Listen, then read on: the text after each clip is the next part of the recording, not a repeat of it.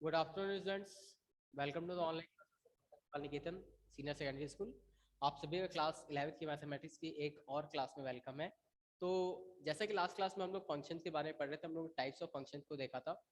तो अब हम लोग देखेंगे algebra of a function. Algebra जब भी इस वर्ड का मतलब आए, जब भी ये वर्ड आपको नजर आए अलजेब्रा, यानी कि plus minus division and multiply, यही मतलब है। ठीक है ना। पेज नंबर 42, ठीक है ना। पेज नंबर 42 पे देखिएगा।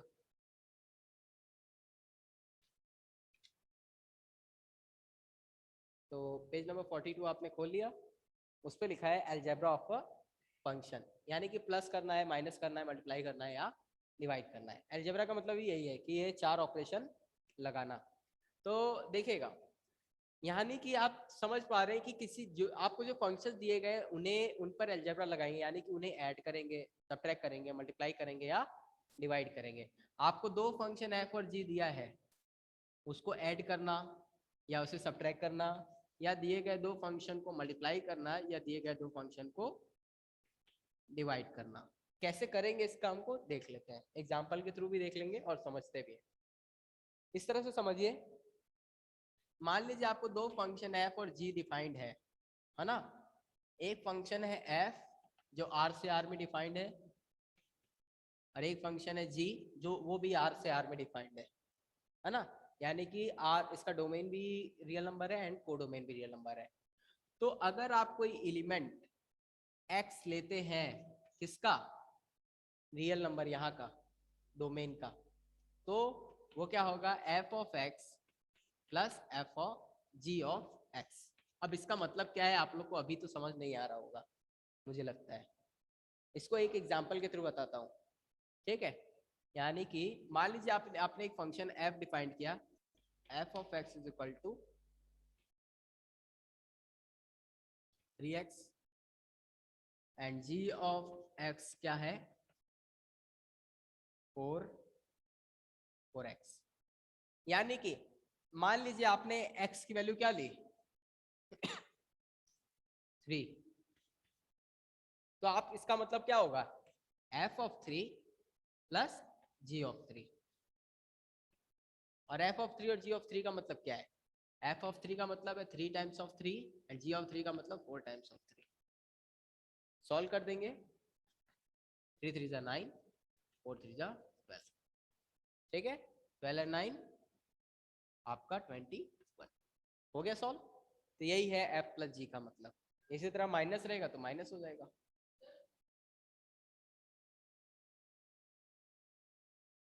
ठीक है। ओके, चले। तो ये था प्लस का मतलब, माइनस रहेगा तो माइनस हो जाएगा, बस यही चीज है अंतर। एक खास चीज इसमें ये है,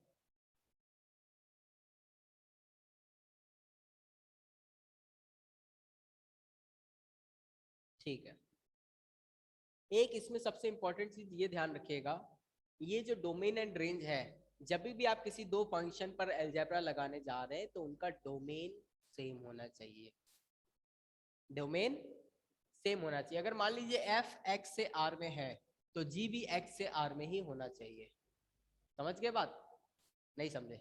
इनपुट फंक्शन एफ है और जी है, मैं कहूं एक्स की वैल्यू आप 2 से लेके 8 के बीच कोई भी ले सकते हो, ओपन इंटरवल 2 से 8, यानी कि 2, 2.1, 2.3, वॉटेवर जो आप चाहो, 2 से ऊपर एंड 8 से नीचे। तो आपका जी में भी आप रिस्ट्रिक्टेड हो कि 2 से 8 के बीच ही इनपुट लो। अगर नहीं लोगे तब क्या होगा, ये सोचो एक बार। मान लेते हैं आपने 2 से 8 के बीच नहीं लिया, तो ये जो नया फंक्शन आएगा इसमें आप मान लीजिए इसका इंटरवल है 3 से 11, तो आप इसमें 9 भी ले सकते हो। लेकिन जब आप 9 इसमें डालोगे तो क्या हो जाएगा, एफ ऑफ 9 जी ऑफ 9। जब जी ऑफ 9 करोगे तब तो 4 टाइम्स ऑफ 9 हो जाएगा, लेकिन एफ ऑफ 9 क्या होगा, ये बताओ। समझ गए कि नहीं बात। एफ ऑफ 9 तो डिफाइंड ही नहीं है, एफ ऑफ 9 की कोई वैल्यू आएगी ही नहीं, तो यानी कि एफ प्लस जी की भी कोई वैल्यू नहीं आएगी। यही मतलब है, यानी कि इन दोनों का डोमेन सेम होना चाहिए। अब क्या डोमेन सेम है तो क्या रेंज को डोमेन भी सेम होना चाहिए, हाँ होना चाहिए। अब क्यों, इस बात को समझो।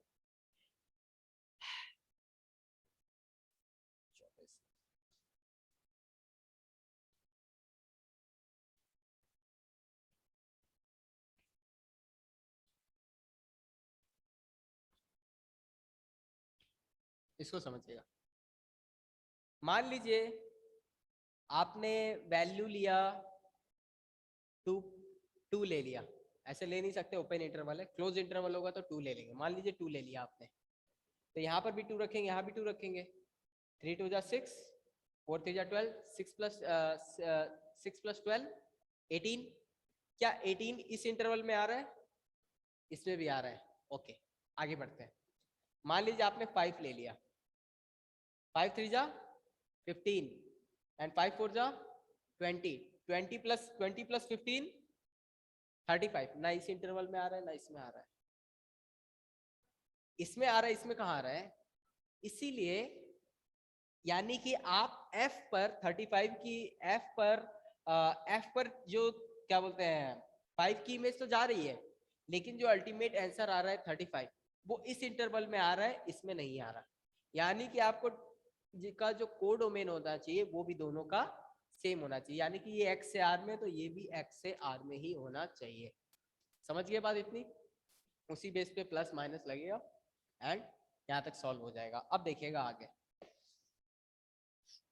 मल्टीप्लाई एंड डिवाइड का भी यही है। इसमें डिवाइड का एक स्पेशल केस है, उसको देख लीजिए। मल्टीप्लाई एंड डिवाइड का भी वही चीज है, बट डिवाइड पे ये देख लीजिए कि जो आपको जो जी एक्स फंक्शन है ना वो कभी भी 0 नहीं होना चाहिए। ठीक है, जस्ट अ मिनट। हाँ, यानी कि f of g of x किसके बराबर होगा? f of x divided by g of x, है ना? g ऑफ x प्रोवाइडेड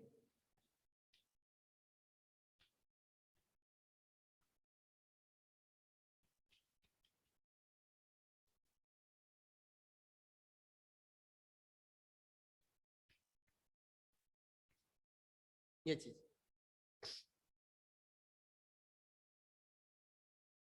बता सकते क्यों? इनफाइनाइट कहाँ है? इनफाइनाइट यहाँ जी एक्स की वैल्यू 0 नहीं हो सकती। क्यों?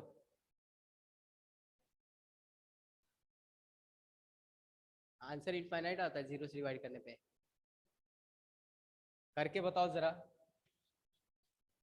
0 से 3 को डिवाइड करके इनफाइनाइट आंसर ला के दिखाओ। अनडिफाइंड है, ठीक है ना? ये चीज डिफाइंड ही नहीं की जा सकती, गलत बात है ये, है ना? गलत बात, डिवाइड किया गलत बात, तो ये वही गलत बात है, ठीक है ना? यानी कि 0 डिवाइड करने का मतलब क्या होता है? 8 से 2 को डिवाइड किया, 2 को तब तक मल्टीप्लाई करो जब तक 8 के पास ना पहुंच जाओ, तो 0 को तब तक मल्टीप्लाई करो जब तक 3 के पास ना पहुंच जाओ। करो मल्टीप्लाई, कब तक पहुंचोगे? 0 1 जा 0 2 भी, मतलब आप चलते जाओगे तो 0 पे ही रहोगे, आगे बढ़ोगे ही नहीं, यानी कि आपके चलने का कोई फायदा नहीं। यानी कि आप काम करो या ना करो कोई मतलब नहीं है, इसीलिए अनडिफाइंड, ठीक है ना? ध्यान रखिएगा। तो इसीलिए यहाँ पर बोल दिया जाता है कि जी एक्स की वैल्यू 0 नहीं होनी चाहिए किसी भी x के लिए, है ना? नहीं समझे बात? समझ गए ना? तो ये चीज ध्यान रखिएगा बस, ठीक है? आगे बढ़ते हैं, ठीक है ना? आगे बढ़ते हैं।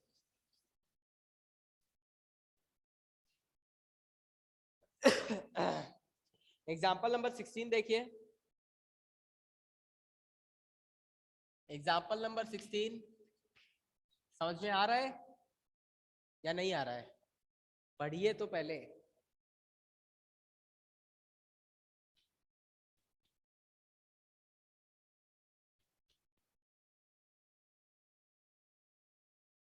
Never let your confidence down.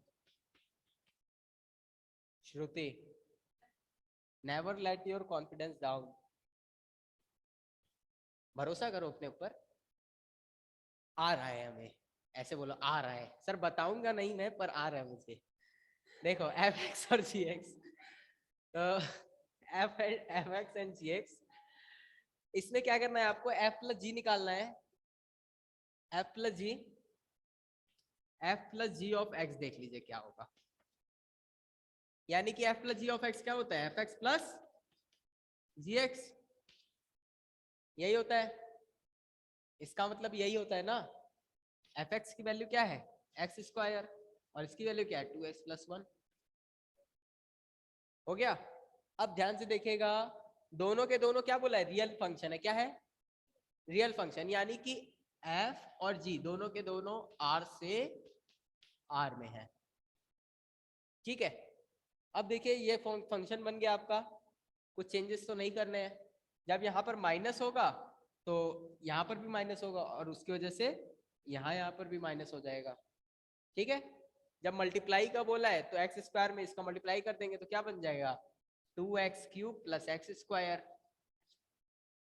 ठीक है ना, 2x cube plus x square बन जाएगा। क्यों, इस एक्स स्क्वायर में इस पूरे के पूरे 2x प्लस 1 का मल्टीप्लाई कर देंगे। और जब डिवाइड बोलेगा तो आप एक्स स्क्वायर को डिवाइड करेंगे 2x प्लस 1 से, ये चीज। अब एक बात बताइए, यहां पर ऐसे लिखा है कि x की वैल्यू क्या नहीं होगी 1/2। समझ गए बात, डिवीजन में देखिए। अच्छा ऐसे बोलो, देखिए करके दिखा रहा हूं, f into G into X. Okay, तो क्या हो जाएगा f of x into G of X. अब देखिएगा एफ एक्स की वैल्यू क्या है एक्स स्क्वायर, मल्टीप्लाई होगी किससे 2x प्लस 1 से। अब मल्टीप्लाई कर दीजिए, एक्स स्क्वायर को इससे मल्टीप्लाई करेंगे 2x cube plus x square. नहीं आया तो तुरंत बोल दीजिएगा। यहाँ तक आया, अब अभी भी नहीं आया। और क्या बचा, डिवीजन।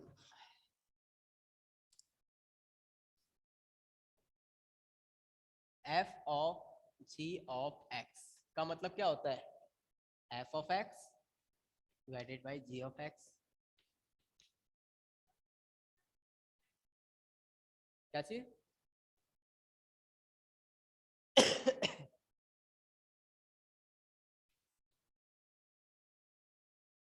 ये हो गया है ना। देखिए जब आप एफ ऑफ जी करेंगे तो ये चीज यहां तक हो जाएगी, एफ एक्स की जगह एक्स, एफ एक्स की वैल्यू रख देंगे, जी एक्स की जगह जी एक्स की रख देंगे। आपको मैंने अभी बोला कि जब डिवाइड करते तो जी एक्स की वैल्यू जीरो, जी एक्स की वैल्यू जीरो नहीं होनी चाहिए। जी एक्स किसके बराबर है 2x प्लस 1 के, यानी कि 2x प्लस 1 की वैल्यू जीरो नहीं होनी चाहिए। तो x की कौन सी वैल्यू पर ये जीरो होता है -1/2। कैसे पता करेंगे, 2x 1 को उधर भेजेंगे नॉट इक्वल टू -1, आता है ना ये सॉल्व करने। तो ये 2 इधर आएगा, x is not equal to -1/2, यानी कि x की 2x प्लस 1 की जीरो ना होने के लिए x की वैल्यू -1/2 नहीं होनी चाहिए। समझ गए बात। हाँ ये क्या हो गया, चल रहा है ठीक है। अब देखो यानी कि 2x प्लस 1 की वैल्यू जीरो ना होने के लिए x की वैल्यू -1/2 नहीं होनी चाहिए। ये बात क्लियर है, नहीं आई है, सॉल्व करने आता है ना कोई ऐसा जिसे ना आता हो। शक की गुंजाइश से मैं देख रहा हूँ कि आप देख रहे हैं, चलिए उम्मीद करता हूँ आता हो। तो x की वैल्यू -1/2 नहीं होनी चाहिए, तो आगे लिख देंगे x is not equal to -1/2। यही लिखा है आपके सोल्यूशन में, आया समझ में। आगे देखिए, नेक्स्ट एग्जांपल खुद से देखिए।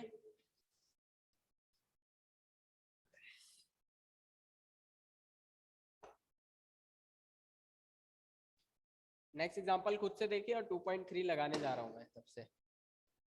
कुछ पूछना हो तो पूछ लीजिए, अदरवाइज आगे बढ़ते हैं।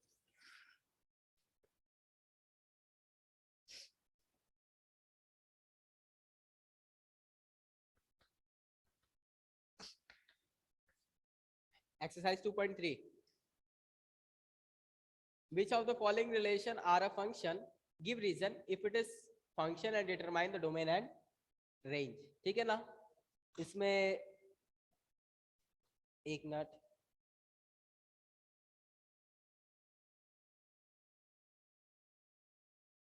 मैं सेकेंड एंड थर्ड बता दे रहा हूँ, ठीक है ना, फर्स्ट का सेकेंड एंड थर्ड। तो आपको जो सेट दिया है, सेट के एलिमेंट्स देखिए,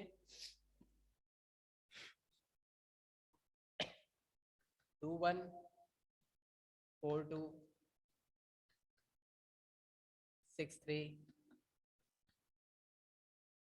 8 4 10 5 12 6 and 14 7। ध्यान दीजिएगा, आपको ये फंक्शन दिया है, ये फंक्शन लग भी रहा है कहीं से? कोई ऐसा जिसे पहचान में आ रहा हो कि ये फंक्शन नहीं समझ में आ रहा मुझे, कैसे ये फंक्शन, या क्लियर है कि ये फंक्शन है, कैसे है? क्योंकि फंक्शन भी सेट टाइप ऑफ रिलेशन, तो इसके भी जो एलिमेंट्स होंगे वो ऑर्डर पेयर टाइप के होंगे, ठीक है ना। 2 की इमेज किस पे जा रही है? 4 की, 6 की, इसी तरह सारे, यानी कि इस तरह से समझिए, एक तरफ है 2 4 6 8 10 12 एंड 14, इसी तरह दूसरा सेट है 1 2 3 4 5 6 एंड 7, ठीक है। तो 2 की इमेज किस पे है? 4 की 2 पे, 6 की 3 पे, 8 4 10 5। अब एक बात बताइए, क्या यहाँ का एवरी एलिमेंट, इसे सेट ए बोलिए, every element of A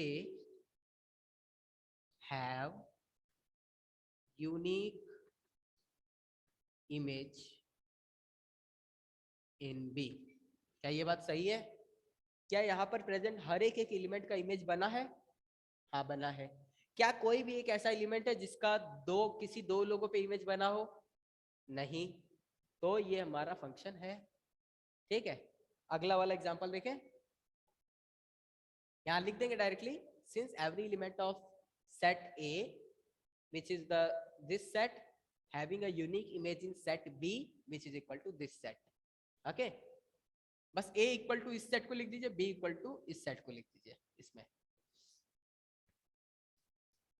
so the given relation is a function, है ना।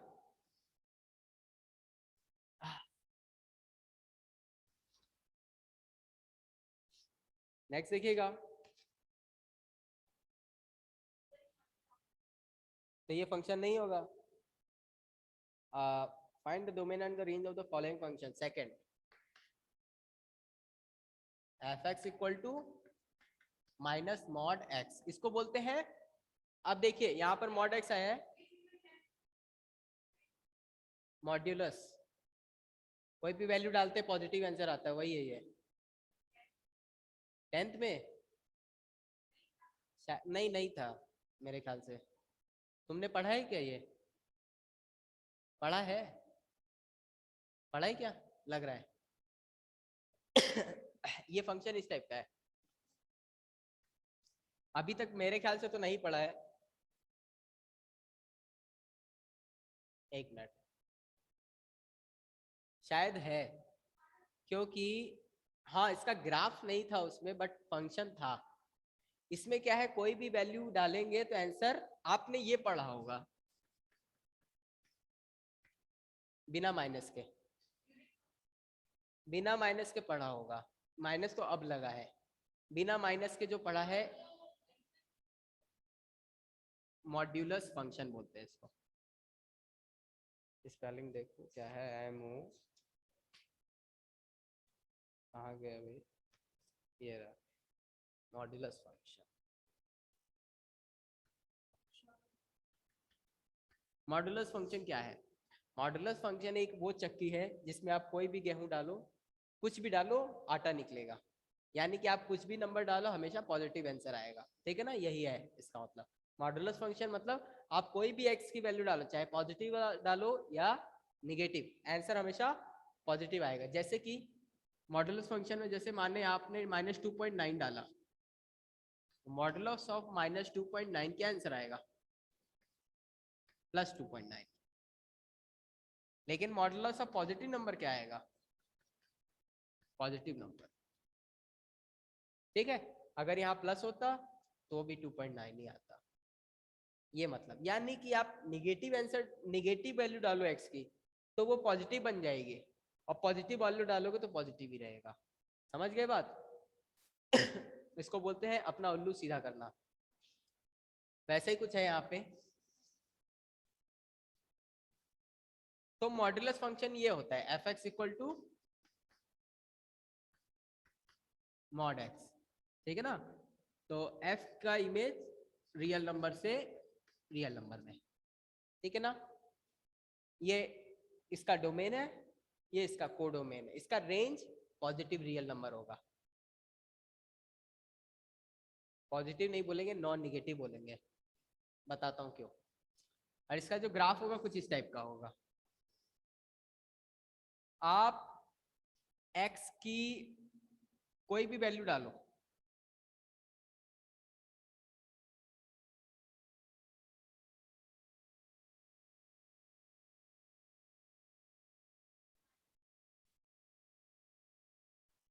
हाँ हाँ यहाँ निगेटिव है इसलिए। अभी इस चीज को देखो, तुम उसको मत देखो। अब देखो, इस फंक्शन को ऐसे भी लिख सकते हैं।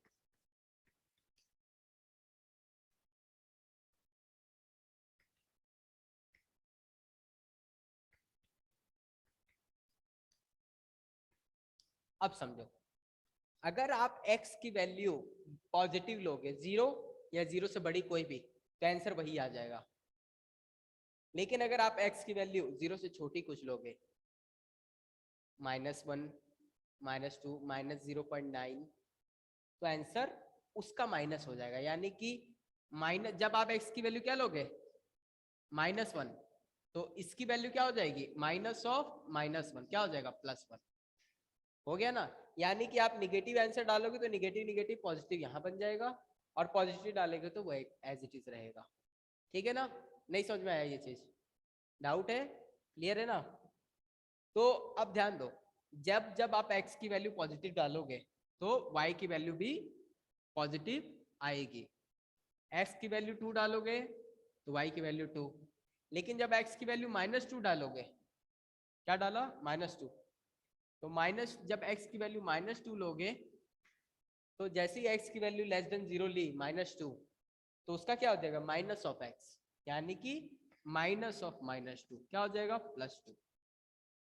तो इसका आंसर भी क्या आएगा? +2। तो इस तरह से ये चीज हो रहा है कि कोई भी x की निगेटिव लो या पॉजिटिव लो, हमेशा आंसर y का पॉजिटिव आएगा। यानी कि f(x), ये कौन सा लाइन है? f(x), जिसको हम लोग y बोल रहे हैं, ये f(x) हमेशा पॉजिटिव आएगा। समझ गए बात? नहीं समझे? किसी को डाउट है किसी तरह का? क्लियर है एकदम? अब देखो, इस फंक्शन पे आओ। अगर ये निगेटिव x है ना? यानी कि अब बताओ, हमेशा आंसर मॉड x का पॉजिटिव आ रहा था। किसी भी पॉजिटिव नंबर के आगे निगेटिव साइन लगाएंगे तो क्या बनेगा? Negative number. यानी कि जब आप पॉजिटिव वैल्यू लोगे, इसको ऐसे भी लिख सकते हैं आप। इसको वापस लिखने जा रहा हूं, इस फंक्शन को इस तरह से देखेगा, f(x) = जब आप x की वैल्यू क्या ले रहे हो, मान लो आपने लिया <0, कोई निगेटिव नंबर लिया, तो आंसर क्या आएगा? निगेटिव। लेकिन जब आप x की वैल्यू कोई पॉजिटिव लोगे तो क्या हो जाएगा? वो निगेटिव बन जाएगा। किसी पॉजिटिव नंबर को निगेटिव बनाने के लिए क्या करेंगे? उसके आगे माइनस लगा देंगे। ये हो गया। क्लियर है? ये चीज पलट जाएगी। ठीक है? कोई ऐसा जिसे ना समझ में आया हो? इसमें डाल के देख लो वैल्यू, x की कोई भी वैल्यू, एक बार पॉजिटिव एक बार निगेटिव डाल के देखो। जब आप पॉजिटिव डालोगे तो आपको ये वाला फॉर्मूला फॉलो करना है, जब आप निगेटिव वैल्यू डालोगे तो आपको ये चीज फॉलो करनी है। ठीक है? यहाँ तक। अब देखना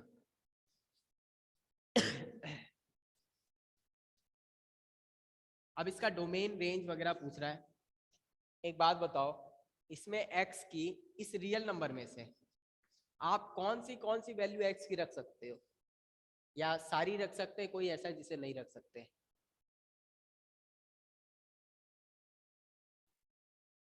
कोई ऐसा रियल नंबर है जिसे यहाँ नहीं रख सकते, या सारे के सारे आ सकते हैं? सारे आ सकते हैं, ऐसा ही है, सारे के सारे आ सकते हैं। इसका ग्राफ भी देखते रहिएगा साथ साथ। जब आप x की वैल्यू, चलिए डाल के देखते हैं कई सारी x की वैल्यूज, ठीक है। ये हमारा fx है।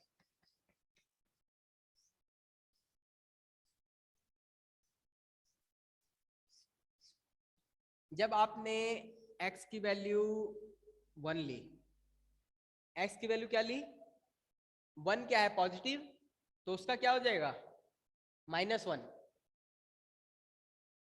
जब आपने x की वैल्यू 3 ले ली तो क्या आया, -3। जब आपने x की वैल्यू ले ली -2, -2 छोटा है तो उसका आंसर क्या आएगा, -2। जब आपने x की वैल्यू ले ली -1 तो आंसर क्या आएगा, -1। x की वैल्यू 0 लेंगे तो 0, और ऐसे ही और भी वैल्यूज डाल सकते हैं। 3 के लिए -3 तो -3, ये चीज हो गया। चलिए इसका ग्राफ प्लॉट करते देखें कैसा बनेगा। तो देखिए यहाँ पर 0 है, 1 2 3, 1 2 3, 1 2 3, ये नीचे, ये y एक्सिस है, यही यहाँ पर fx है। fx और y एक ही चीज है यहाँ पर, और ये x एक्सिस है जो इनपुट है आपका, ये इनपुट है, ये आपका आउटपुट है, ठीक है ना। ऊपर सारे इनपुट, ये नीचे आउटपुट। x की वैल्यू जब 1 है, x की जब वैल्यू 1 है तो y की वैल्यू कितनी आई, -1, यानी कि ये पॉइंट। जब x की वैल्यू 3 है तो y की वैल्यू -3। जब x की वैल्यू -2 है तो y की वैल्यू, x की वैल्यू -2, y की वैल्यू -2, ये रहा। जब x की वैल्यू -1 है तो y की वैल्यू 0 पर 0, -3 पर -3। तो ग्राफ कैसा बना,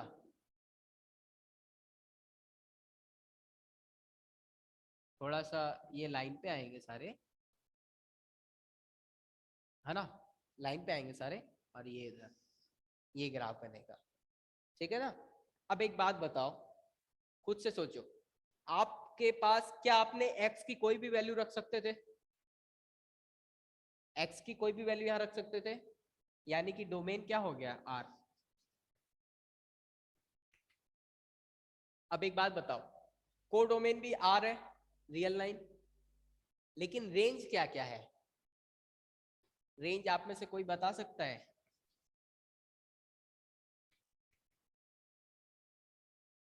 रेंज कौन से रियल नंबर है जिसे आपने नहीं छुआ, यानी कि कौन से ऐसे रियल नंबर है वाई एक्सिस पर जो आंसर में नहीं आए? क्या कभी भी इस फंक्शन का आंसर पॉजिटिव आ सकता है, सोच के बताओ। हमेशा आपने कोई भी नंबर डाला, हमेशा आंसर निगेटिव ही आ रहा था, क्या कभी पॉजिटिव आ सकता है यहाँ पर? सोचो एक बार, इत्मीनान से सोच लो, अगर आ सकता है तो उसके बारे में सोचो, नहीं आ सकता तो आगे प्रोसीड करें। आ सकता है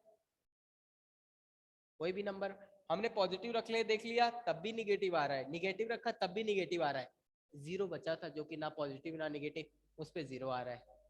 कौन से नंबर छूट गए, 1 2 3 6, जितने जितने भी पॉजिटिव रियल नंबर है वो सारे के सारे छूट गए, यानी कि y एक्सिस में इस 0 के ऊपर जितनी ये चीज है ये सारी की सारी छूट गई, यानी कि मैपिंग सिर्फ इधर वाले पे हुई, इस इधर नहीं हुई, ठीक है ना। ये पूरे के पूरे छूट गए, यानी कि आपका जो रेंज बना वो non negative, non negative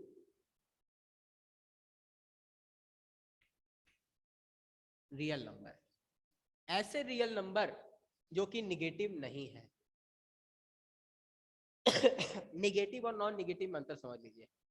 negative का मतलब ये सारे, नॉन निगेटिव का मतलब निगेटिव का मतलब ये, और नॉन निगेटिव का मतलब जो चीज निगेटिव नहीं है, यानी कि वो पॉजिटिव हो सकती है। अब जीरो बचा, जीरो पॉजिटिव या निगेटिव? कुछ नहीं है, वो ना पॉजिटिव है ना निगेटिव है। और अगर कोई बोले कि मानो कोई एक, तो आप दोनों भी मान सकते हो। तो यानी कि जब तक बोला जाए तब तक आप यही मानो कि जीरो ना पॉजिटिव है ना निगेटिव है। तो नॉन निगेटिव में आपका जीरो भी आ जाएगा, लेकिन जब निगेटिव बोलेंगे तो उसमें जीरो नहीं आएगा, वन से लेके इनफाइनाइट आएंगे।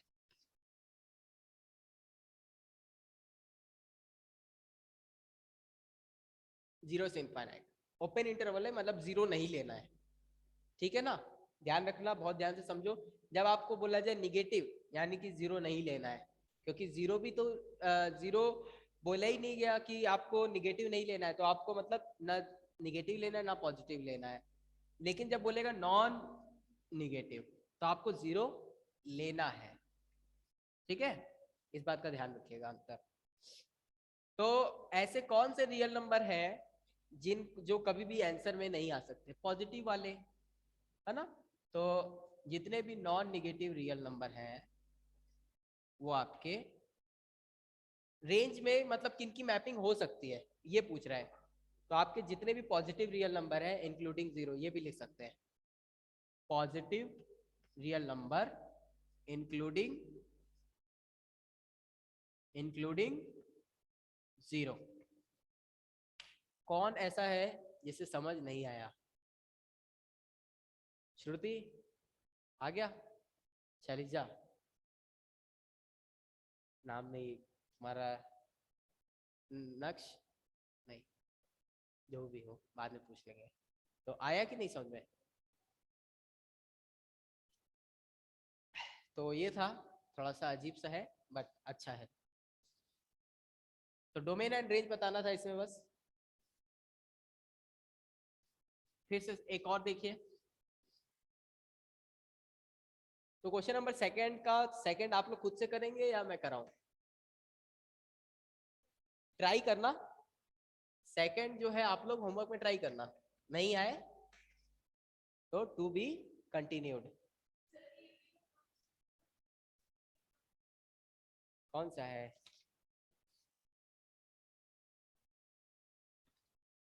नहीं, ये तो स्क्वायर रूट है,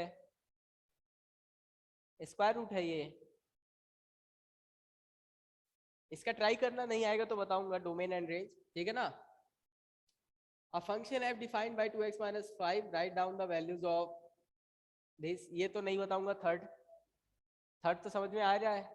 ये तो इसी तरह है, आपको एक पॉलिनोमियल दे दिया मैं, ax square plus B X plus C. मैं कहा p1 बताओ, तो आप x की जगह 1 रख दोगे। p2 बताओ, x की जगह 2 रख दोगे, कर लोगे ना।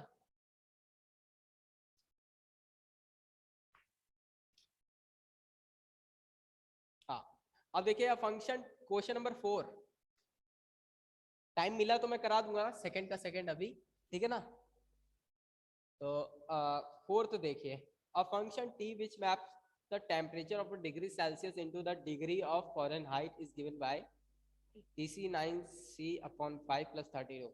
Find T0, T8, 28 the value of C and TC equal to 212। आसान है। C की वैल्यू, चार केसेस है। आपको एक फंक्शन दिया है टेम्परेचर के लिए। टेम्परेचर को नापने के लिए 3 यूनिट्स होती है। जैसे डिस्टेंस को नापने के लिए कौन कौन सी यूनिट होती है? Centimetre, metre, millimetre, kilometre, decametre, decimetre, बहुत सारे होते हैं, एक नहीं, किलोमीटर, है ना, बहुत सारे होते हैं। इसी तरह टेम्परेचर को नापने के लिए 3 यूनिट होती है। कौन कौन सी? केल्विन, सेल्सियस, फॉरेनहाइट, ठीक है ना।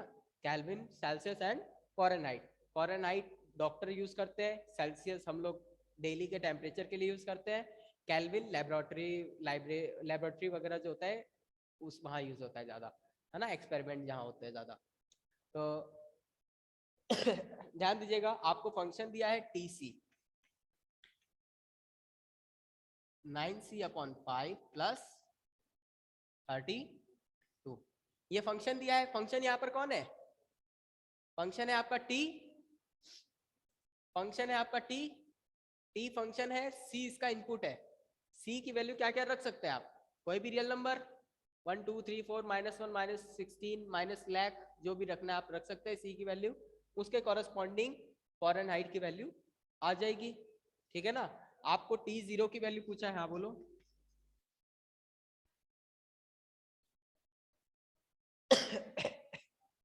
जब आपको बोला है टीसी किसके बराबर है?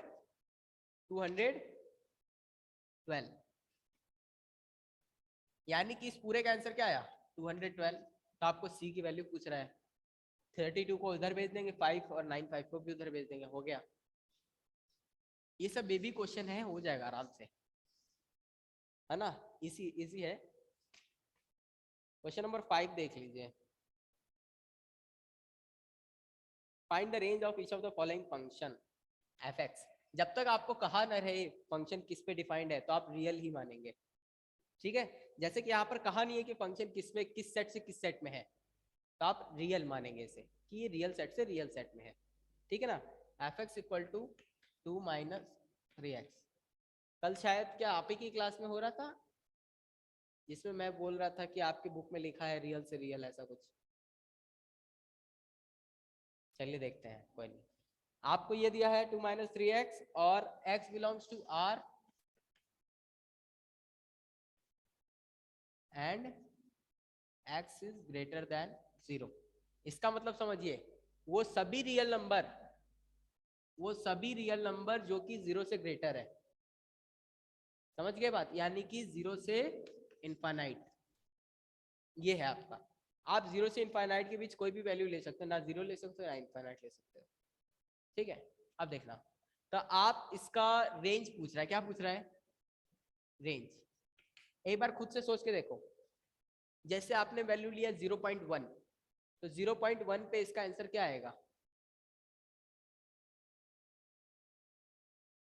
0.1 पे इसका आएगा 0.3।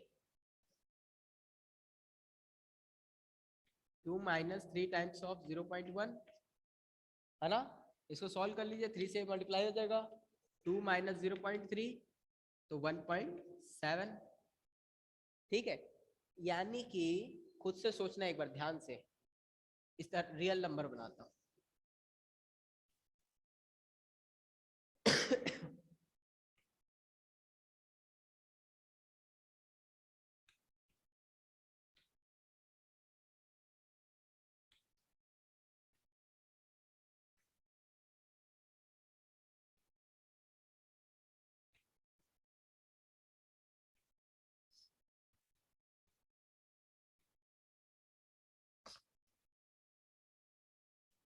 सबसे छोटी इसमें जो वैल्यू होगी आपका, ये जो डोमेन है, ये डोमेन है आपका,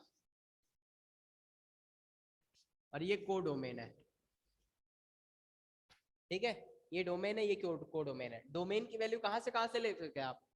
0 से इनफाइनाइट। तो 0 से इनफाइनाइट रहने देते, बाकी इरेज कर देते हैं।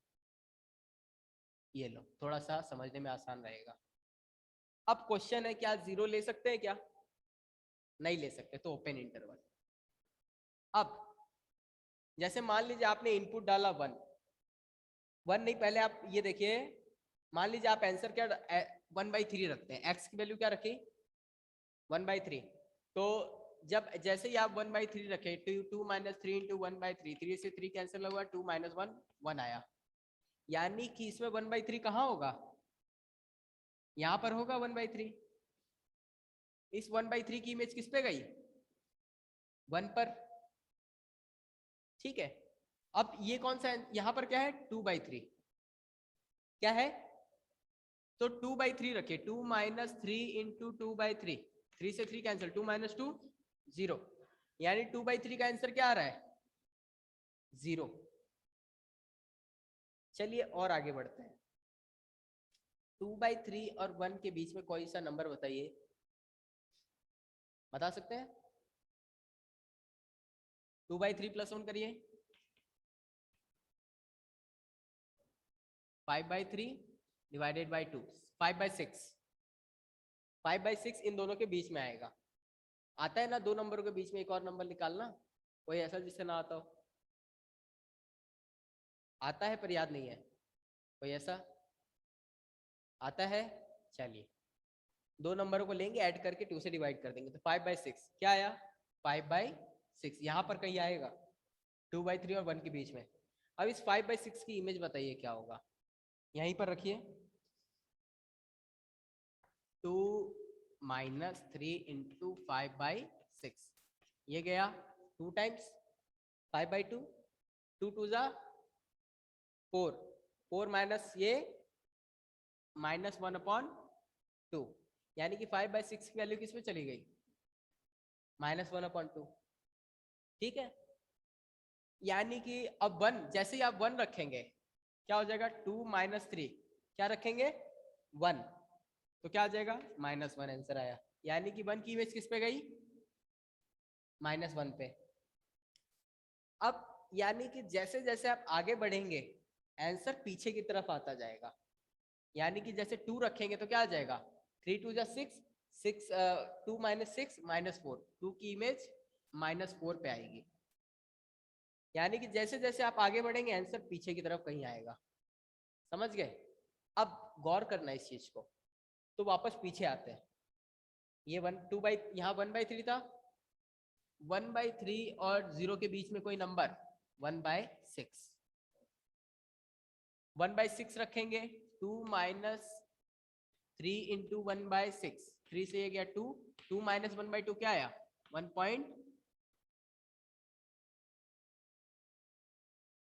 1 होल ऑफ 1/2, 1 होल ऑफ 1/2 आएगा। यानी कि इसी को 1.5 बोलेंगे, है ना? 1.5 यहाँ है, यानी कि ये हो गया 1.5। तो मतलब आप ध्यान दीजिएगा, जैसे जैसे आप 0 के पास आएंगे x की वैल्यू कहाँ लाएंगे? 0 के पास, तो इसकी वैल्यू क्या बनेगी? कुछ बता सकते हैं कैसी बनती नजर आएगी?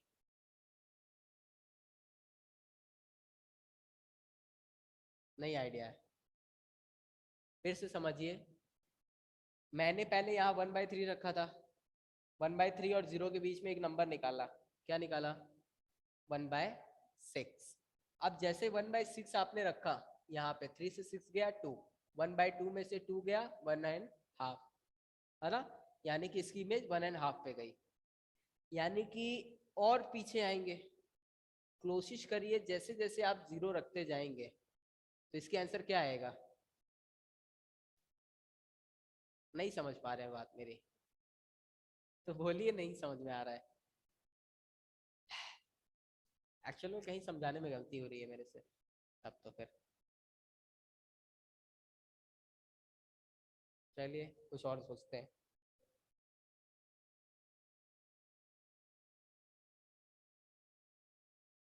थोड़ा सा इजी करने की कोशिश करते हैं सर। इधर देखिए, मैं इसमें x की वैल्यू 1 रखूंगा तो क्या आंसर आएगा? 2। लेकिन अगर x की वैल्यू मैं 0.9 रखूंगा तब क्या आएगा बताइए? x की वैल्यू 1 रखा तो 2 आया, तो x की वैल्यू 0.9 रखूंगा तो क्या आएगा? 1.8। जैसे आप 0.99 रखेंगे ना तो आप इसके और पास आ जाएंगे। यानी कि जैसे जैसे आप 1 के पास बढ़ेंगे तो आंसर 2 के पास आता जाएगा। समझ गए? नहीं समझे बात? इसको मल्टीप्लाई कर लीजिए, 99 का ट्वाइस हो जाएगा आपका 198, 1.98। इसको ऑर्डर में लिख लेते हैं, ऐसे लिख लीजिए, अभी क्लियर होगा और अच्छे से। देखिए 0.9 पे आया 1.8, 0.9 से बढ़ा 0.99, इस पर आया 1.98, यानी कि 0.999 रखते तो आंसर और ज्यादा 2 के पास आता। तो अल्टीमेटली जैसे ही आप 1 टच करोगे आंसर 2 आ जाएगा। ये बात समझ में आया कि नहीं आया? कोई ऐसा जिससे ना आया हो? आ गया? अगर आप x की वैल्यू इनफाइनाइट रखोगे तो क्या आएगा आंसर? इनफाइनाइट। इनफाइनाइट का डबल डबल इनफाइनाइट, तो ये चीज हो गया यहाँ तक। अब ध्यान देना, इस पे आते हैं वापस अब थोड़ा सा हो सकता है, कोई बात नहीं। जैसे जैसे आप x की वैल्यू 0 रखोगे, मान लीजिए x की वैल्यू 0 रख दे तो क्या आएगा 2, यानी कि x की वैल्यू 0 रखेंगे तो 2 आएगा, यानी कि x की वैल्यू 0 के पास रखते तो आंसर 2 के पास आता। नहीं क्लियर है ये बात? इतना क्लियर है? यानी कि x की वैल्यू 0 रखते तो 2 आता, लेकिन आप x की वैल्यू 0 तो रख नहीं सकते, यहाँ ओपन इंटरवल है, तो आंसर भी 2 नहीं आ सकता, 2 के पास आएगा। अब क्लियर है? अभी भी नहीं है? तुमको क्लियर है? ठीक है, इधर देखो, इस पे आओ वापस। x की वैल्यू 1 रखेंगे तो 2 आएगा। मेरे को पानी पीना है पहले थोड़ा।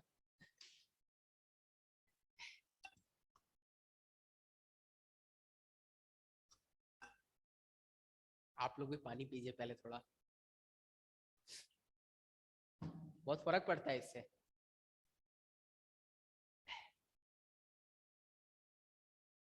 तुम लाए हो? साफ है?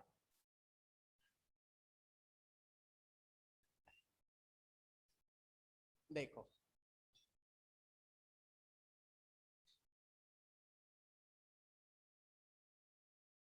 ओके रख दो, वहीं रख दो। x की वैल्यू 1 डालोगे तो 2 आएगा, x की वैल्यू 0.99 डालते तो 2 के पास आते, 2 नहीं आता पर 2 के पास आ जाते, और छोटी डालते 2 से दूर जाते। यानी कि जैसे जैसे आप ऐसा आंसर, जैसे जैसे आप 1 के पास आंसर डालोगे, 0.9 से 0.99 गए, 1 के जैसे जैसे पास जाओगे आंसर भी 2 के पास आता जाएगा। ये बात समझ में आ रहा है? इसी तरह जैसे जैसे आप इसमें x की वैल्यू 0 डालते जाओगे, x की वैल्यू 0 डालोगे तो 2 आएगा, यानी x की वैल्यू 0 के पास कोई डालोगे, जैसे 0.1 या 0.00001, तो आंसर क्या आएगा 2 के पास आता जाएगा। इस बात को समझना, नहीं समझ पा रहे अभी भी? आ रहा है समझ में? करके देख लो ना। x की वैल्यू 0 पर क्या आ रही है इसमें 2, x की वैल्यू 0.1 पे क्या आ रही थी 1.7, 0.001 पे क्या आएगी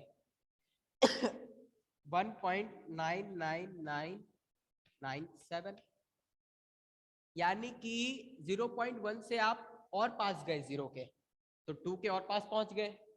जैसे ही आप 0 रखते तो 2 आ जाता। समझ में आया बात? यानी कि जैसे जैसे आप x की वैल्यू 0 रखोगे इसका आंसर 2 के पास आएगा। अब देखो, अगर आप x की वैल्यू क्या रखोगे इनफाइनाइट, इनफाइनाइट किसी भी इनफाइनाइट नंबर का निगेटिव क्या हो जाएगा निगेटिव, निगेटिव साइड इनफाइनाइट। अब किसी बहुत बड़े निगेटिव नंबर से 2 घटाओगे तो क्या आएगा निगेटिव आएगा या पॉजिटिव आएगा नेगेटिव, और इनफाइनाइट में से कुछ निकालोगे तो क्या आएगा इनफाइनाइट। समुद्र में से एक गिलास पानी निकालेंगे, समुद्र वैसा का वैसा रहेगा, ऐसा ही है, तो क्या आएगा माइनस इनफाइनाइट। तो ये इसका रेंज आ गया। यानी कि जैसे जैसे हम इसमें x की वैल्यू फ्लक्चुएट कराएंगे 0 से इनफाइनाइट, ये 2 से इनफाइनाइट के बीच फ्लक्चुएट करेगा। समझे कि नहीं? कोई ऐसा जिसे डाउट है थोड़ा सा भी, फिर से बता दूंगा। सर समझ में तो नहीं आया पर रहने दीजिए। ओके, एक और देखते हैं।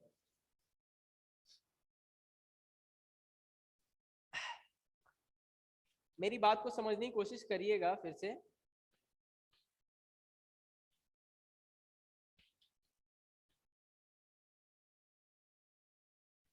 यहाँ पर x जो है रियल नंबर से है एक बात बताओ, x की रियल नंबर रख सकते हो आप कोई भी वैल्यू, पॉजिटिव भी रख सकते हो निगेटिव भी रख सकते हो, यानी कि इस रियल नंबर को ऐसे लिख दूं तो कोई प्रॉब्लम, इस x को ऐसे लिख दूं x belongs to real number minus infinite से प्लस इनफाइनाइट, कोई problem? Real number minus infinite से प्लस इनफाइनाइट होता है। अब देखो x की वैल्यू माइनस इनफाइनाइट रखेंगे तो क्या हो जाएगा, x की वैल्यू जब माइनस इनफाइनाइट रखेंगे तो नहीं, कोई भी माइनस इनफाइनाइट यानी कोई निगेटिव नंबर बहुत पीछे, उसका स्क्वायर करेंगे तो वापस पॉजिटिव बन जाएगा। वो कोई भी निगेटिव नंबर का स्क्वायर करेंगे तो वो पॉजिटिव बन जाएगा, है ना। यानी कि माइनस इनफाइनाइट का स्क्वायर प्लस इनफाइनाइट का स्क्वायर बन जाएगा। अब जब वो प्लस इनफाइनाइट स्क्वायर यानी कि इनफाइनाइट अनंत पे कहीं बहुत बड़ा नंबर है, उसमें तुम 2 और जोड़ दोगे तो क्या बनेगा, अनंत पर कहीं एक और बड़ा नंबर बन जाएगा। यानी कि जब आप माइनस इनफाइनाइट रखोगे तो इनफाइनाइट ही आएगा। अब प्लस इनफाइनाइट रखेंगे तो क्या आएगा, प्लस इनफाइनाइट ही आएगा। लेकिन इससे कुछ क्लियर नहीं हो रहा है कि आंसर हमेशा इनफाइनाइट आएगा क्या। इन मिनिमम वैल्यू क्या आएगी ये सोचो। अब x की वैल्यू सबसे यानी कि माइनस इनफाइनाइट पे रख रहे थे, देखो इस बात को समझना, माइनस इनफाइनाइट पे रखे तो पॉजिटिव इनफाइनाइट पे आंसर आ रहा था। वापस पीछे आओ, माइनस इनफाइनाइट को छोटा करो, -2 रख देंगे तो आंसर क्या आएगा, +6। -1 रखेंगे तो 3, 0 रख देंगे तो 2। अब 2 के बाद 0 के बाद 1 रखो वापस तो वापस 3 आ गया। यानी कि 0 से माइनस इनफाइनाइट के बीच जो जो आंसर आ रहे थे वही 0 से प्लस इनफाइनाइट का भी आएंगे। यानी कि आप माइनस इनफाइनाइट से प्लस इनफाइनाइट के बीच कुछ भी एंट्री करो, आंसर हमेशा 0 से इनफाइनाइट के बीच ही आएगा। तो इसका इंटरवल बनेगा 0 to इनफाइनाइट। ये हो गया इसका रेंज है। हाँ सॉरी 0 तो आएगा ही नहीं। अरे तो मिनिमम वैल्यू 0 रखोगी तो 2 तो आंसर आएगा ही। 0 का स्क्वायर 0 +2 2। नहीं समझे, आ गया। Okay, feeling healthy. एक और देख लेते हैं लास्ट।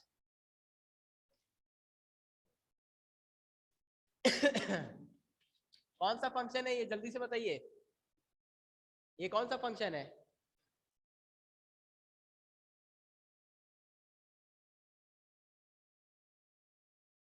आइडेंटिटी फंक्शन को जो कभी ना बदले वो आइडेंटिटी है, आइडेंटिटी फंक्शन। इसमें आप खुद सोचो, माइनस इनफाइनाइट की वैल्यू डालेंगे तो माइनस इनफाइनाइट आएगा, -100,000 डालेंगे तो -100,000 आएगा, -100 डालेंगे तो -100, -2 डालेंगे -2, 0 डालेंगे तो 0, 1 डालेंगे तो 1, 2 डालेंगे तो 2, 1000 डालेंगे तो 1000 एंड इनफाइनाइट डालेंगे तो इनफाइनाइट। यानी कि आप इसका डोमेन तो यही होगा और रेंज भी यही होगा,